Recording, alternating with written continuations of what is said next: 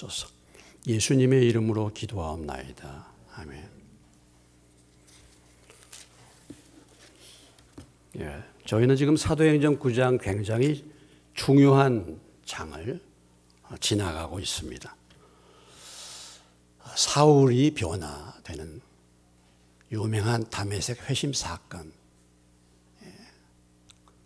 대단한 핍박자 사울이 변해서 이제 바울이라는 위대한 하나님의 일꾼으로 변화되는 그런 과정을 우리가 이 본문을 통해서 보고 있습니다. 변화되기 어려운 사람, 어떤 사람이 변화되기 어려운가?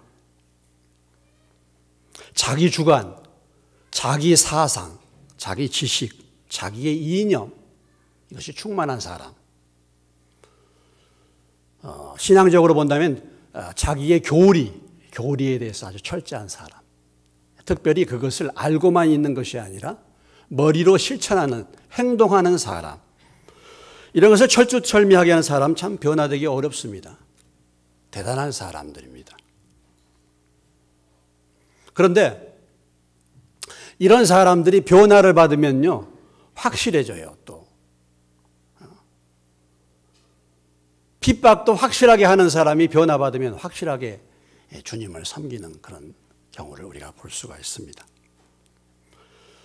저희 지방에 신천지에서 강사 생활하다가 예수 믿고 변화받아서 지금 신천지 교회, 그러니까 신천지에 들어가 있는 사람들을 전도하는 교회를 하는 목사님이 우리 지방에 계시다고 얘기했죠. 예안침례교회라고 대전에 지금 우리 강성원 목사님 교회입니다. 그 교회를 가보면요, 젊은 사람들이 많아요. 신천지에 다 빠졌다가 나온 사람들이요. 그런데 그곳에 참석해서 이렇게 예배를 같이 드려보면요, 분위기가 다릅니다. 눈에서요, 지금 이렇게 눈이 이렇게 가물가물 하시는 분들이 벌써부터 계시는데, 예? 예. 거기는요, 들어가면요, 눈이 반짝반짝해요. 눈이 반짝반짝합니다. 참, 이 이단에 철저하게 그렇게 훈련받고, 믿는다고 했다가, 거기서 빠져나오기가, 거기서 돌이키기가 얼마나 어렵겠습니까? 그런데 그런 사람들이 변화를 받고 믿음을 가지니까, 뭐 숫자는 많지 않지만 아주 대단한 그런 역사를 지금 일으키고 있어요. 그러니까, 이게 핍박을 하고 어떤 것이 깊이 잘못된 것이 깊이 열심을 품고 빠졌던 사람들이 변화되면은 또 한쪽으로 정말 이제는 진리를 붙들게 되면 그런 사람들이 진리를 향하여 열심을 품는 것을 볼 수가 있습니다. 근데 또 다른 변화되기 어려운 사람이 또 다른 종류의 사람들이 있어요. 그런 사람이 어떤 사람들일까? 계시록 3장 15절로 17절 말씀에 보면은 사도 요한이 이렇게 특별히 라오디게아 교회를 향하여 말했죠. 내가 내 행위를 아노니 내가 차지도 아니하고 또 뜨겁지도 아니하도다. 내가 차든지 뜨겁든지 하기를 원하노라. 내가 이같이 미지근하여 뜨겁지도 아니하고 차지도 아니하니 내 입에서 너를 토하여 버리리라. 이 미지근한 사람들, 오랫동안 신앙생활하는데 변화되지 않는 사람들이 있어요. 많아요. 이런 사람들을 재미있는 표현으로 묵은닭이라고 하지 않습니까? 묵은닭. 변화되지는 못하고 알 낳는 닭을 갖다가 도리어 쪼기나 하고 변화되지 않는 미지근한 사람들. 묵은닭은 어떻게 해야 된다 그러죠? 압력솥에다 삶아야 되잖아요. 압력솥에. 압력솥에. 여러분 어떻습니까? 내 신앙생활 오래 했는데 아직도 참 변화가 보이질 않아요. 예수님은 어제나 오늘이나 영원토록 변함이 없으신데요. 이러면서 변화가 되지 않습니다. 주님이야 그렇지만은 세월이 지나면 변화를 받아야 되지 않겠습니까? 정상적인 신앙생활을 한다면. 사람의 변화는 한 번에 시작되는 건 아니죠. 여러분, 아이가 태어납니다. 생명을 얻었죠. 그 아이가 변화되기까지, 성장하기까지는 일생의 과정이 필요하죠. 참 어린아이가 성장해서 어른이 되기까지요, 변화가 되기까지 얼마나 많은 수고와 헌신이 필요합니까? 신앙생활도 역시 마찬가지죠. 믿음 생활도. 우리가 예수를 믿어서 믿음으로 거듭납니다. 그래서 예수의 생명을 얻는 것이죠. 내 죄를 깨닫고 예수 그리스도 십자가에 죽으신 예수 그리스도를 믿으면 성령님이 그 안에 이제 오시게 되죠. 그래서 거듭난 생명, 새로운 생명을 얻게 되는 줄로 믿습니다. 여러분은 거듭나셨습니까? 여러분은 주님을 만나셨습니까? 혹시라도 교회 다니면서 아직도 예수의 생명을 받지 못한 사람들 많이 있어요. 거듭나. 그런데 그것은 이제 출발점이에요. 시작하는 것입니다. 신앙생활이 시작하는 것입니다. 그 사람이 성장하기까지는 변화의 과정, 일생이 걸리는 거죠. 그래서 사도 바울은 이렇게 표현을 했어요. 갈라디아서 4장 19절의 말씀에 한 사람을 세우는 것에 대해서 나의 자녀들아 너희 속에 그리스도의 형상을 이루기까지 다시 너희를 위하여 무슨 수고를 한다 하노니? 해산하는 수고. 한 사람이 예수 믿었는데 그 사람이 예수님의 형상을 담기까지, 그 사람이 성장하기까지 해산하는 수고가 필요하다. 이렇게 말하고 있죠. 해산하는 수고가 필요하다. 그리고 변화는요, 결코 혼자 되는 일이 아닙니다. 우리는 결코 혼자서 변화되고 혼자서 세움받을 수 없어요. 여러분, 사람이란 게 뭡니까? 사람 인자가 뭡니까? 인자.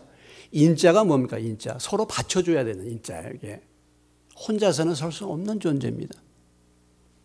그래서 우리가 변화받기 위해서는 무엇이 필요합니까? 그 변화를 도와줄 수 있는 도우미가 필요해요. 그래서 오늘 하나님께서, 주님께서 교회를 세우신 줄로 믿습니다. 왜 교회를 세워두셨습니까? 여러분들이 믿음 안에서 성장하도록 하기 위해서. 교회를 세워두시고 또 주변에 있는 믿음의 사람들을 세워두신 것이죠. 그래서 우리가 신앙생활을 시작하면서 복음을 전해주고 신앙생활을 잘 할 수 있도록 도와주는 도우미, 선생, 스승, 멘토라고 합니다. 멘토. 오늘 사도 바울이 극적으로 예수님을 다메섹 도상에서 만났는데 그것으로 끝나는 것이 아니라 이 바울을 변화시키기 위해서, 바울을 새롭게 하기 위해서 하나님이 보내준 사람이 있었다는 것이죠. 하나님이 준비시킨 사람이 있었습니다. 바로 그 사람이 누구였습니까? 오늘 아나니아라는 사람입니다. 그래서 오늘 본문은 다메섹에서 극적으로 예수 만나기는 만났는데 눈이 감긴 이 사울을 다시 하나님의 사람으로 회복시켜 주기 위해서, 믿음의 삶을 출발하도록 하기 위해서 하나님이 준비한 사람, 아나니아라는 사람, 아나니아를 통해서 사울이 비로소 회복을 받고 사역을 시작하는 그런 역할을 하는 사람이 아나니아. 오늘 우리가 아나니아가 어떤 사람인가를 오늘의 본문을 통해서 주님의 음성을 들을 수 있기를 바랍니다. 아나니아라는 사람은 어떤 사람이었습니까? 한마디로 말해서 오늘 본문 말씀의 10절을 보십시오. 10절에 보시면 그때 다메섹에 아나니아라 하는 제자가 있었다. 주님의 제자였다. 이렇게 표현하고 있죠. 아나니아를 표현할 때 그냥 제자다. 우리가 일반적으로 말할 때 믿는 사람들을 제자라고 하기도 하지만은 특별히 제자라고 볼 때는 제자는 일반 성도하고는 다른 사람입니다. 예? 여러분 예수님의 12제자 헌신된 사람을 말하는 것이죠. 아나니아에 대해서 오늘 이 사도행전 9장 외에 아나니아라는 사람이 별로 성경에 많이 나타나질 않아요.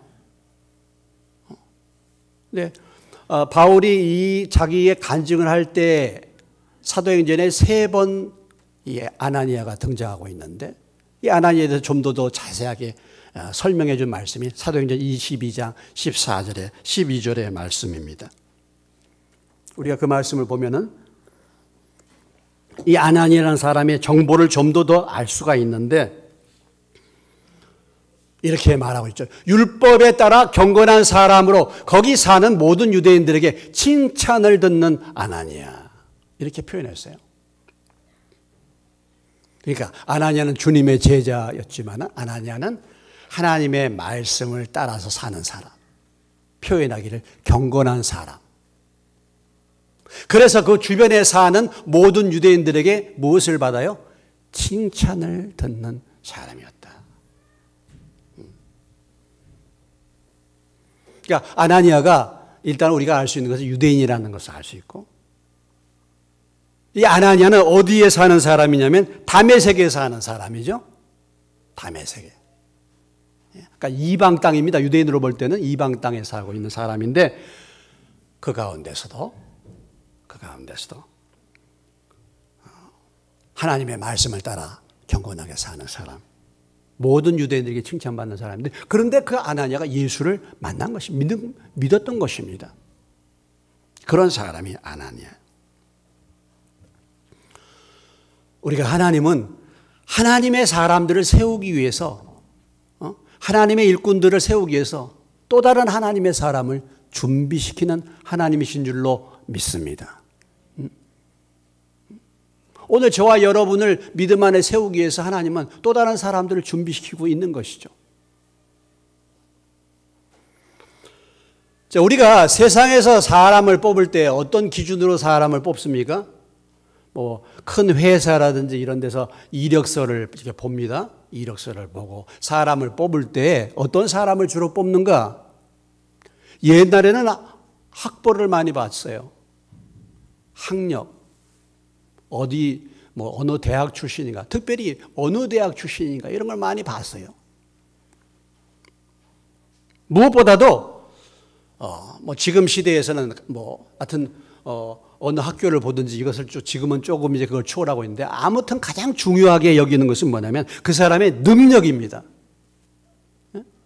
그 사람의 실력을 보고 사람을 채용하는 거예요. 그 사람이 이것을 맡겼을 때 이것을 잘 할 수 있는가를 보고 그 사람을 뽑습니다. 그 사람의 실력과 그 사람의 기능과 그 사람의 기술을 보는 것이죠.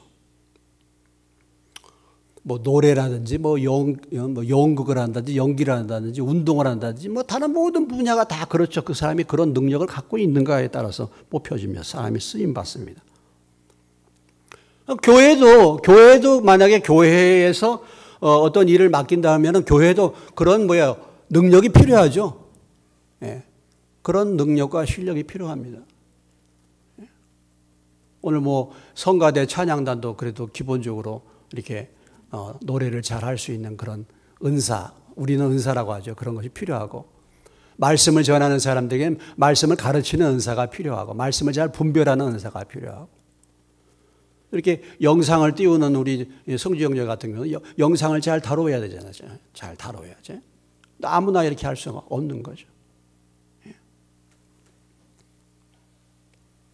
그런데 그거보다도 더 중요한 게 있습니다. 하나님 앞에 쓰임받는 일꾼, 그보다 더 중요한 것은 성품이죠. 성품. 인격입니다. 인격. 사람이 되어야 된다는 것이죠. 오늘 말씀에도 뭐라고 표현했습니까? 아까 사도행전 22장에서도 하나님의 말씀을 따라서 하나님을 경외하는 사람이요. 모든 유대인들에게 주변 사람들에게 칭찬받는 사람이라 그랬습니다. 그러니까 어떤 기술과 능력 이것을 뛰어넘어서서 하나님의 교회 일꾼은 하나님 앞에 쓰임받는 일꾼은 무엇이냐면은 그 사람의 성품입니다. 디모데전서 1장 12절에도 그렇게 표현하고 있지 않습니까? 나를 능하게 하신 그리스도 예수 우리 주께 내가 감사함은 나를 충성되이 여겨 내게 직분을 맡겼다. 그 사람이 얼마나 충성스러운가, 얼마나 신실한가, 이런 것을 보는 것입니다. 주일학교 교사가 되고 성가대가 되고 뭐가 되고 이렇게 하면 그 은사와 능력이 필요하지만 그거보다 더 중요한 것은 과연 얼마만큼 충성스럽고 신실한가, 이걸 보아야 되는 거예요. 옛날에 보면은 저도 성가대에 그 전에 베이스에 앉아봤는데요. 아주 성가대 기가 막히게 베이스 잘합니다. 저는 뭐 처음 교회 신앙생활 한 지 얼마 안 돼가지고 성가대 그냥 앉아라 그래서 앉았는데 저는 음이 좀 이상하게 나가요. 근데 그 친구는 참 베이스 정말 타고났어. 근데 문제가 뭐냐면 예배를 참석했다가 말았다 하는 거예요. 그거 되겠습니까? 저는 이상한 소리가 삑삑 나지만 그래도 앉아있더니 오늘 하나님이 이렇게 인도해 주신 줄로 믿습니다.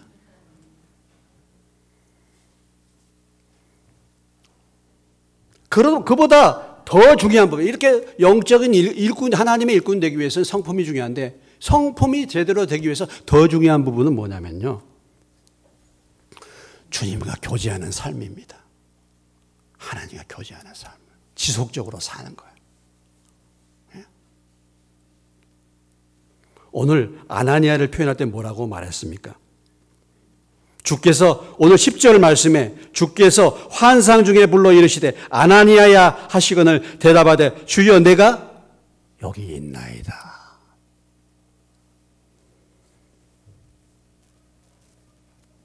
제일 중요한 것은 그 사람이 하나님과 교제하는 사람이냐라는 것입니다. 하나님의 음성을 들을 수 있는 사람이냐, 하나님과 관계를 제대로 갖고 있는 사람이냐라는 것입니다. 여러분, 환상 중에 불러 이르시되 아나니아. 그리고 이제 구체적으로 주님께서 앞으로 사울에 대해서 어떻게 해야 될 것일까를 계속해서 말씀해 주고 있지 않습니까? 16절까지 보면은 주님이 아나니아에게 불러서 환상 중에서 말씀을 이렇게 들려주고 계시죠.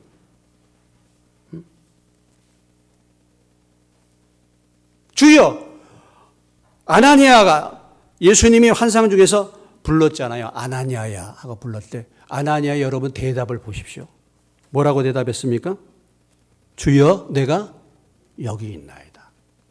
따라서 해봅시다. 주여 내가 여기 있습니다. 무슨 얘기입니까? 주님이 말씀하시면 내가 들을 준비가 되어 있습니다 라는 거예요. 그리고 주님의 음성을 듣기에 익숙해 있는 상태를 말합니다.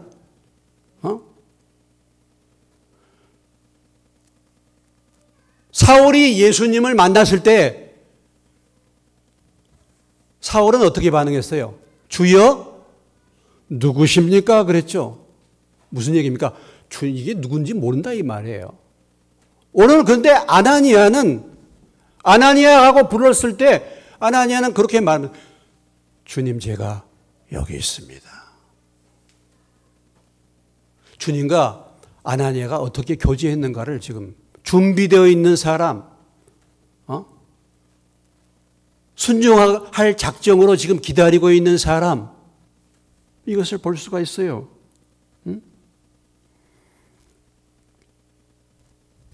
여러분, 우리가 성경 곳곳에 보면은 하나님이 우리에게 말씀하십니다. 성경의 인물들에게 환상 중에 말씀하시고 직접적으로 말씀도 하시고 하십니다. 교제가 가능합니다. 주님의 뜻을 분별하고 인도를 받습니다. 오늘 여러분은 어떻습니까? 여러분 지금까지 신앙생활 하는데 이렇게 주님이 나에게 말씀하시고 주의 뜻이 무엇인지를 한 번도 기도하는데 들어보지도 못하고 무엇이 하나님의 뜻인지도 알지 못하고 그렇게 신앙생활을 하신 분들이 계신다고 한다면 뭔가 문제가 있는 거예요.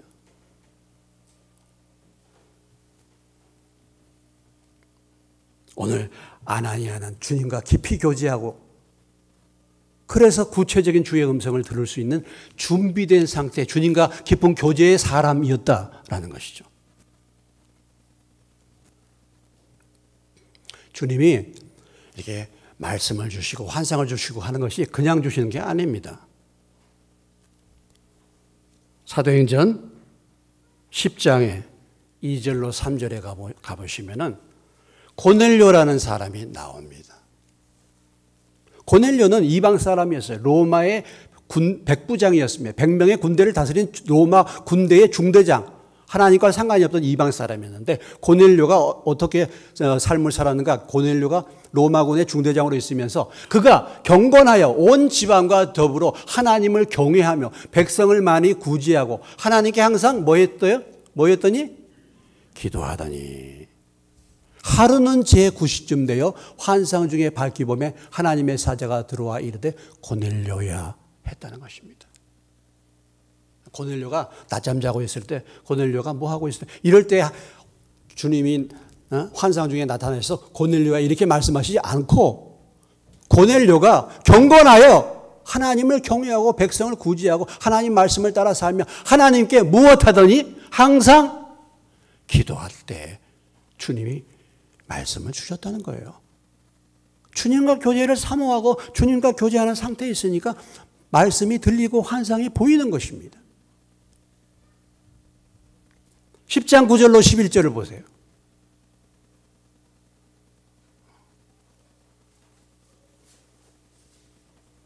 10장 9절부터 이튿날 그들이 길을 가다가 그 성에 가까이 갔을 때 그때 베드로가 기도하려고 지붕에 올라가니 그 시각은 제6시더라. 그가 시장하여 먹고자 하며 사람들이 준비할 때 황홀한 중에 하늘이 열리며 한 그릇이 내려오는 것을 보니 큰 보자기 같고 네 기를 메어 땅에 들이웠더라. 무슨 얘기입니까? 베드로도 뭐예요? 기도하려고 어디에 올라갔어요? 지붕에 올라가서 기도하려고 했더니 그때 하나님이 베드로에게 환상을 보이신 거예요. 그래서 지저분한 고기들을 먹어라, 짐승들을 먹어라. 먹지 않겠습니다. 사실은 하나님이 고넬료에게 말씀을 주시고 환상을 보이시고 고넬료의 부하들을 지금 베드로를 초청하기 위해서 보낸 것이죠. 동시에 그 시간대에 베드로도 기도하다가 바로 주의 음성을 듣는 것입니다. 그냥 지내다가 주의 음성을 듣는 게 아니고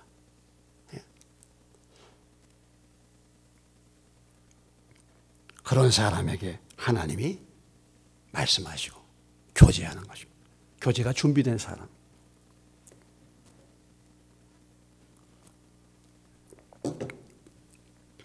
우리가 신앙생활할 때 가장 중요한 부분, 우리의 기본적인 삶이 뭡니까? 조용한 시간, 주님과 말씀과 기도를 통해서 주님의 음성을 듣는 시간인 줄로 믿으시기 바랍니다. 시편 37편의 7절의 말씀, 시편 37편 7절의 말씀 우리 다 같이 한번 읽겠습니다. 여호와 앞에 잠잠하고 참고 기다리라. 자기 길이 형통하며 악한 꾀를 이루는 자 때문에 불평하지 말자. 하나님 앞에 잠잠하고 참고 기다려. 하나님 앞에 좀 잠잠하고 하나님의 음성을 들어라. 이런 말씀이에요.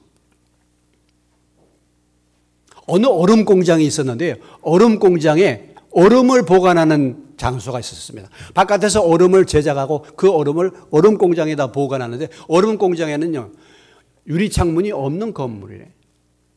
근데 얼음 공장에서 일하는 노동자가 얼음 공장에서 일하다가 시계를 잃어버렸어요. 시계를. 창문이 없으니까 빛이 안 들어와. 시계를 잃어버렸어요. 그래서 그 노동자와 여러 친구들이 와서 시계를 찾으려고 아무리 시계를 찾으려고 해도 시계를 못 찾았습니다. 그런데 어떤 꼬마가 들어와 가지고 시계를 찾아냈어요. 어떻게 너 우리가 찾지 못한 시계를 찾았느냐? 그냥 저는 가만히 앉아 있었어요. 그랬더니 찾으려고 돌아다니는 게 아니라 가만히 앉아 있었더니 어디서 째깍째깍 하는 소리가 들렸어요. 그래서 시계를 찾아냈다고. 오늘 우리들의 삶은요, 너무 바쁘고 분주합니다. 너무 바쁘고 분주해요. 앉아서 조용히, 주님은 우리에게 조용히 말씀하시기 원하시는데 준비가 안 돼요. 너무 바쁘고 분주해요. 관심이 다른 데가 있어요. 말씀과 기도가 없이 살아요. 그러니까 주님이 우리에게 말씀을 하셔도 말씀을 들을 준비가 전혀 없는 것입니다.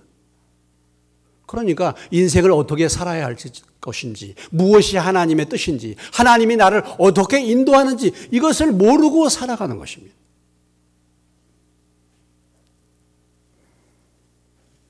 오늘 이 아나니아라는 사람이요. 아나니아라는 사람은요, 무명의 사람이에요. 그 전까지는.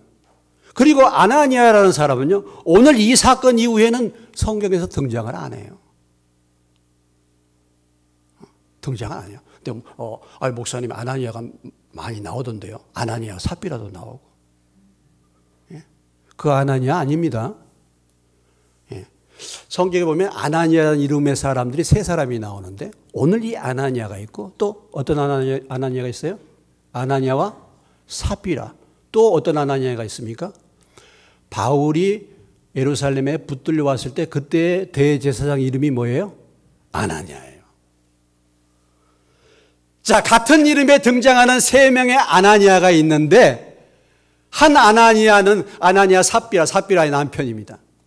이름의 뜻은 뭐냐면 하나님은 은혜로우신 분이다라는 다 이 아나니아라는 이름이요. 다 좋은 이름이에요. 하나님은 은혜로우시다는 이름이에요.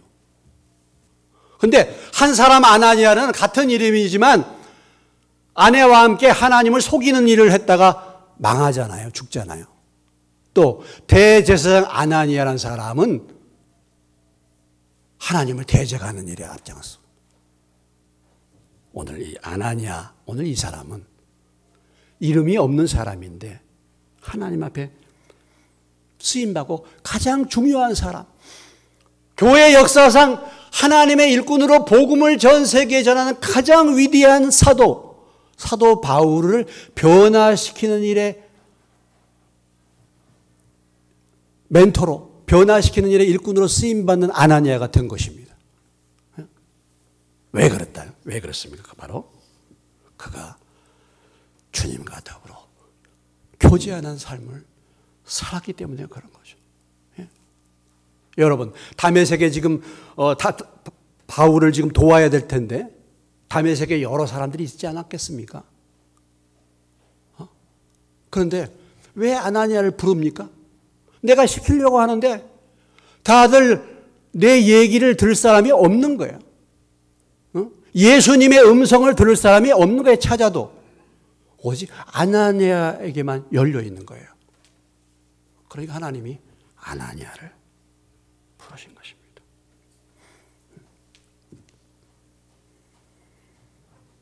여러분, 저와 여러분도 아나니아처럼 쓰임받는 일꾼이 되시기를 주의 이름으로 축원합니다. 오늘 하나님이 이 아나니아를 들어서 이 무명의 사람 이 아나니아를 들어서 위대한 사도 바울을 변화시키는 일꾼으로 쓰임받는 그런 일꾼으로 세웠는데 다른 것이 아니고 이렇게 주님과 교제하고 있었기 때문에 주님의 음성을 들을 수 있는 상태에 있었기 때문에 그를 사용했다라는 것이죠.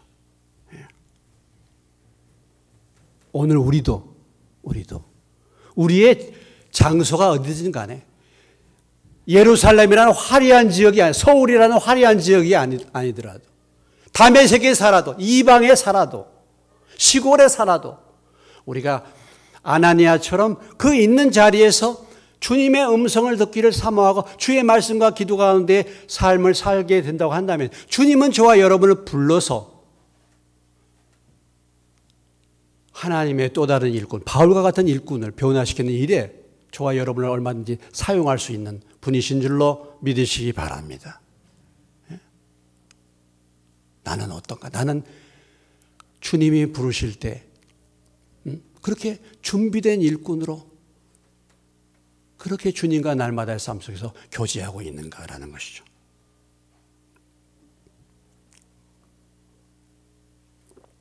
에스더서 4장 14절에 이런 말씀이 있죠. 이때 내가 만일 잠잠하여 말이 없으면 유대인은 다른 데로 말미암아 노임과 구원을 얻으려니와 너와 내 아버지 집은 멸망하리라. 내가 왕위의 자리를 얻은 것이 이때를 위함이 아닌지 누가 알겠느냐. 사람은요 참 한때를 위해서 쓰임을 받아요. 예? 여러분, 이 아나니아가 다른 일 한 게 없었다 그러잖아요. 아나니아의 행적이 다른 성경에 이제 없어요. 다 오늘 이 사도행전 9장에만 나타난 일입니다. 근데 이 아나니아가 하는 일이 얼마나 중요한 일입니까? 사도 바울을 회복시키는 일을 했으니까. 딱 한 가지 일을 인생 중에 인생을 살면서 딱 한 가지 정말 중요한 그 시점에 그 일에 쓰임을 받았다는 게 얼마나 놀라운 일입니까? 오늘 저 에스더 4장 14절의 말씀은 어떤 내용인지 아시죠, 여러분? 에스더가 왕후가 됐는데 이스라엘 백성들이 지금 망하게 되었잖아요. 그때 이 망하게 될 수 있는 이 이스라엘 백성들을 구원할 수 있는 유일한 사람이 누구냐면 에스더잖아요, 에스더. 왜냐하면 그는 왕후의 자리에 있기 때문에 왕의 명령을 바꿀 수 있는 유일한 사람인데 에스더가 정말 두려워하고 있지 않습니까? 그때 모르드게가 자기 삼촌 모르드게 한 말이에요. 너가 지금 왕후의 자리에 있는 것이 이때를 위함이 아니냐. 왕후라는 위치를 내게 준 것이 바로 이 중요한 때를 위해서 쓰임을 받는 거예요. 인생이 가는 기회가, 우리가 인생 살면서 많은 기회가 있는 것이 아니지 않습니까, 여러분? 그러나 우리가 항상 준비되고 있으면 하나님이 저와 여러분을 사용해 주실 줄로 믿습니다. 아나니아 참 그 말씀을 듣고 아나니아의 위대한 점은 무엇입니까? 순종한다는 것이죠. 17절로 19절에 그 말씀을 받고 아나니아가 순종하는 장면이 나옵니다. 말씀을 들었어요. 음성을 들었어요.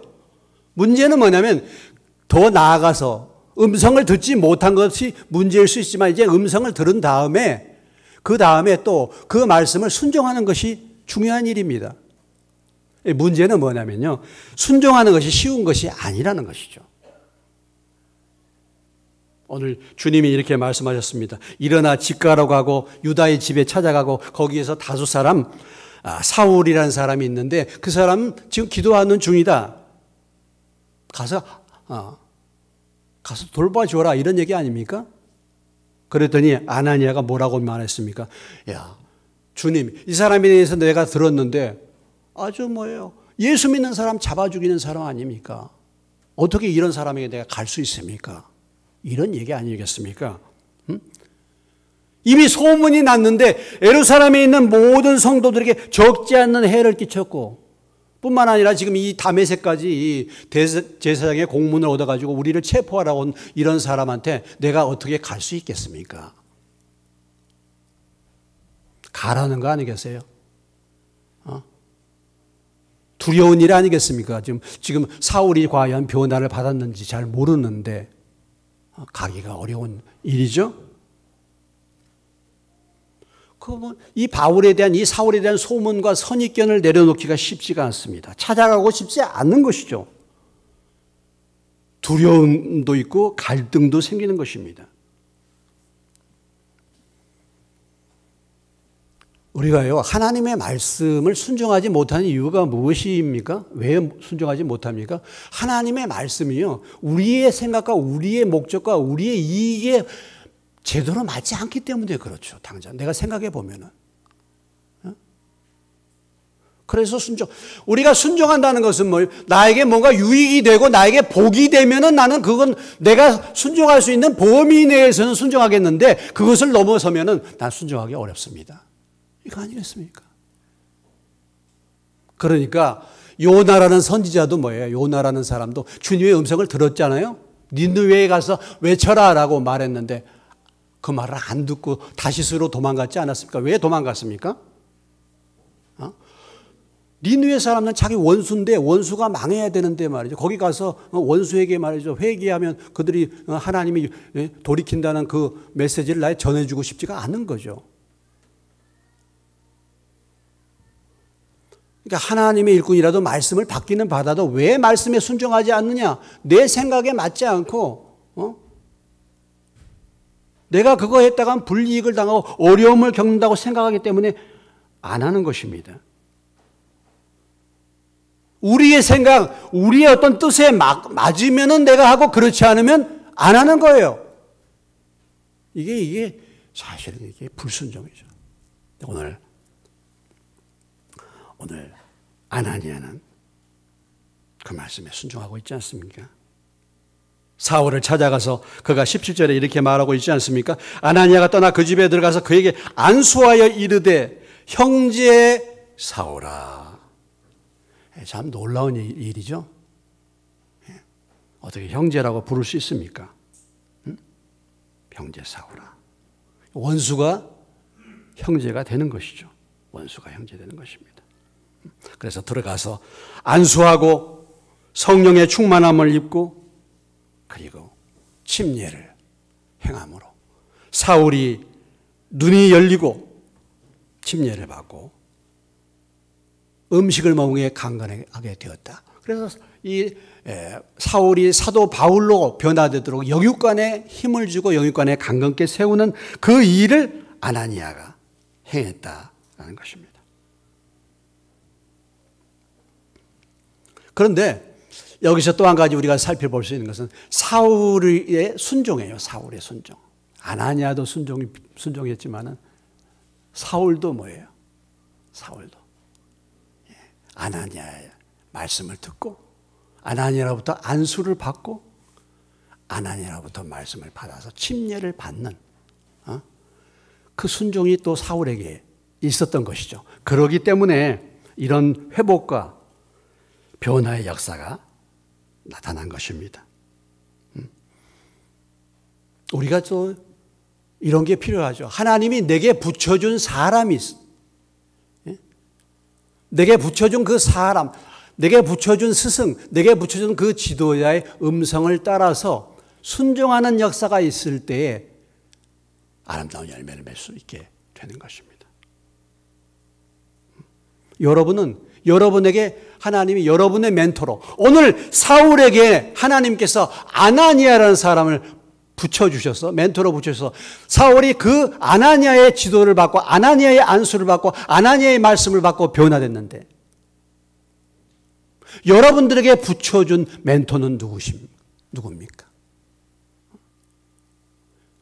왜 우리가 신앙생활을 하면서 변화가 없는가? 마땅히 지금 선생이 되어야 될 위치인데 마땅히 지금 이제는 성장해서 다른 사람을 돌봐줘야 될 그런 위치에 있는데 여전히 그저 그냥 나의 형편만 생각하고 여전히 어린아이와 같이 그런 상태에 왜 머무르고 있습니까? 그 이유가 무엇입니까? 하나님이 내게 붙여준 사람에게 순종하지 않기 때문에 그런 거. 여러분, 사울을 하나님이 만나주시고 그가 눈이 멀게 됐죠. 그가 아무것도 하지 못하게 됐습니다. 왜 그랬습니까? 이제는 과거에는 너의 생각과 너의 뜻대로 살았지만 이제는 너는 아무것도 너 혼자 해서는 안 된다. 너 힘으로 살 수 없어. 너는 이제 철저하게 내가 붙여준 사람의 인도를 따르고 나의 인도를 따라서 이제는 살아라 라는 말씀을 주시는 거예요. 신앙생활이 무엇입니까? 예수 믿는다는 것이 무엇입니까? 과거의 나의 생각, 과거의 나의 계획, 과거의 나의 욕심을 내려놓고 이제는 앞으로는 주의 말씀과 주님의 인도를 따라서 살겠습니다. 이거 아니겠습니까? 그런데 여전히 내 생각과 내 고집을 따라서 내 계획을 따라서 살아가는 것입니다. 하나님이 여러분에게 붙여주신 멘토는 누구십니까? 여러분 그런 멘토가 있습니까? 여러분을 신앙적으로 지도할 사람이 누굽니까? 그런 사람이 있습니까? 그런 사람을 인정하고 그 인도를 따릅니까? 어떻습니까? 교회는 나오지만 전혀 지시를 받지 않는 거예요. 인도를 따르지를 않는 거예요. 하나님이 여러분을 이 교회로 부르시고 하나님이 여러분들을 이렇게 인도해 주셨다면 우리가 다 서로가 멘토가 될 수가 있는 거예요. 우리는 피차 주님의 말씀을 따라서 권면하는 신실한 주님의 인도자들의 말을 듣고 순종하는 그런 은혜를 받아야 될 줄로 믿습니다. 그렇게 할 때 변화가 나타나는 거예요. 여전히 교회는 나오고 신앙생활 하지만 여전히 내 생각으로 살아갑니다. 그러니까 전혀 변화가 없는 것이죠. 우리 인생에 여러 가지 많은 복이 있죠. 복이 있습니다. 하나님을 만나는 복. 또 중요한 복이 무엇입니까? 믿음 안에서의 좋은 멘토를 만나는 복이에요. 오늘 사울은 또 주님을 만날 뿐만 아니라 이렇게 믿음 안에서 아나니아와 같은 신실한 일꾼을 만나서 그가 하나님의 귀한 일꾼으로 성장되고 쓰임받게 된 줄로 믿으시기 바랍니다. 여러분의 삶에도 이런 은혜를 받으시기를 주의 이름으로 축원합니다. 믿음의 멘토를 만나는 복을 받은, 믿음의 멘토를 받은, 믿음의 신실한 자. 멘토라는 말이 무엇입니까? 멘토라는 말이 무엇입니까? 멘토라는 말은 아주 현명하고 신뢰할 수 있는 상담자, 지도자를 말합니다. 선생을 말하는 거예요. 우리 인생에 이런 사람을 만나야 돼요. 오늘 하나님이 아나니아를 보내셨습니다. 우리 모두 다가 서로의 각자에게 아나니아가 되는 은혜를 받으시기를 주의 이름으로 축원합니다.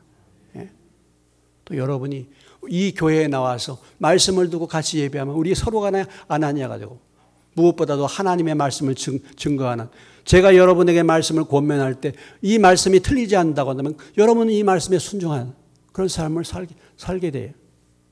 그래야 할 때 하나님의 은혜가 임하게 될 줄로 믿습니다. 오늘 사울이 받은 축복이 무엇입니까? 다시 보게 되었다. 다시 보게. 성령으로 충만하게 된 것이요. 영안이 열리게 되는 영안이. 은혜 중에 은혜, 복 중에 복은 영안이 열리게 되는 복인 줄로 믿으시기 바랍니다. 눈이 열려야 돼요. 눈이. 여러분 주님을 만나고 신앙생활을 하게 되면요. 눈이 열려. 그래서 모든 사건들이 다 깨달아집니다. 해석이 되는 거예요. 그 전에는요. 보지를 못해요. 깨닫지를 못해요. 우리 집안에 자녀가 문제가 생기고 경제가 문제가 생기고 이런저런 문제가 생기고 코로나가 생기고 나라가 이런 문제가 생기고 눈이 안 열리면은 이것이 왜 생겨난지를 모르는 거예요. 그러나 하나님의 영이 임하게 되고 그래서 영안이 열리게 되면은 보게 되는 은혜가 그 사건을 해석하고 깨닫는 은혜가 임하게 될 줄로 믿습니다. 이게 참 복이에요. 그러면요 원인이 보이고 문제를 어떻게 해결할지를 보이게 되는 거예요. 깨닫게 되는 거예요. 그렇지 않고서는 모릅니다. 그리고 오늘 온전히 회복을 받았죠. 영육간의 강건함을 받게 되는 거예요.